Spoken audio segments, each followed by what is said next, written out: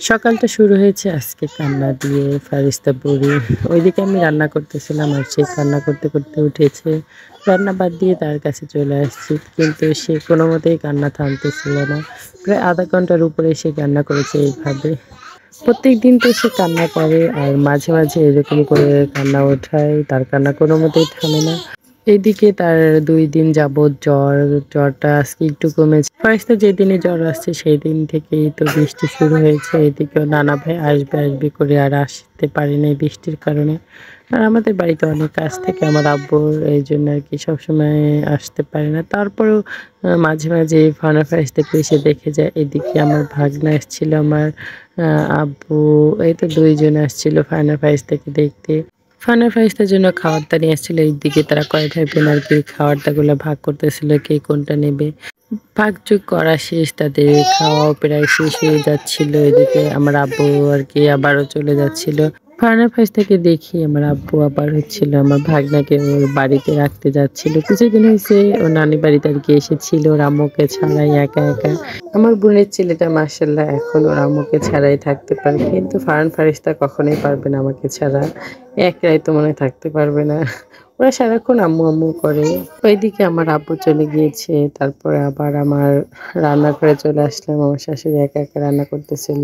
সব কুটাকাটি করে দেবো। এদিকে আগে ডাউলটা চুলায় দিয়েছি। আজকে বাজার থেকে কোনো মাছ আনি নাই, শুধু সবজি এনেছি। এইজন্য আজকে এগুলোই রান্না হবে। ডাউল, পুঁইশাক ভাজি আর হচ্ছে পটল ভাজি। এইদিকে আমি ওর দাদিকে সব কুটাকাটি করে দিচ্ছিলাম। এইদিকে দেখেন আমার ২ ছেলে মেয়ে পানি দিয়ে মাখিয়ে ফেলছে। আবার সেইগুলো এসে পরিষ্কার করলাম। এদিকে আমি আবার কাপড়-চোপড়গুলো ভিজিয়ে রাখতেছিলাম। কাপড়-চোপড়গুলো ধোয়া লাগবে। আর কিছুদিন পরেই কোরবানি ঈদ। কোনো কাজই করা হচ্ছে না এই বৃষ্টির কারণে। সবকিছু একদম অগোছালো হয়ে আছে। বাড়িঘর, জামাকাপড় দিয়ে বৃষ্টির কারণে কোনো কিছুই শুকাইতে পারতেছিলাম না। তারপরেও ধুইতে হচ্ছে।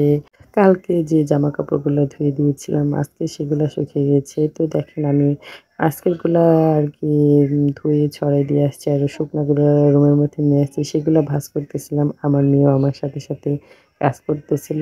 জামাকাপড় গোছানো শেষ করে ২ ভাই বোনকে গোসল করে খাওয়া-দাওয়া করে ঘুম পাড়িয়ে দিয়েছিলাম। যতক্ষণ ঘুমিয়েছে আমি ওই ফাঁকে কিছু কাজ করি, গোসল করে খাওয়া-দাওয়া শেষ করে আবার দুপুরবেলা ২ ভাই বোন ঘুম থেকে উঠে বাহিরে আসার জন্য কান্না করতেছিল। ঘুম থেকে ওঠার পরেই বৃষ্টি, প্রচুর পরিমাণে বৃষ্টি পড়তেছিল। এজন্য অনেকক্ষণই রুমের মধ্যে ছিল। বৃষ্টি কমার কিছুক্ষণ পরেই ২ ভাই বোন দেখেন এখন বাহিরে আসবে।